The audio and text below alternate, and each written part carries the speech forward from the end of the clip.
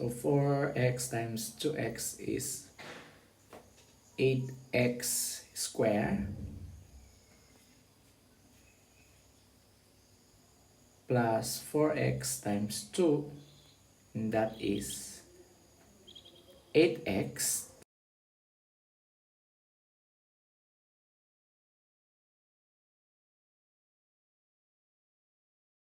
Then 8 times 2x is positive 16x.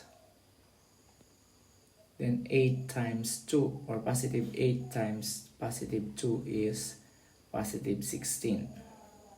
Then you simplify 8x plus 16x, so that is 8x squared plus 24x plus 16. So that's the final answer.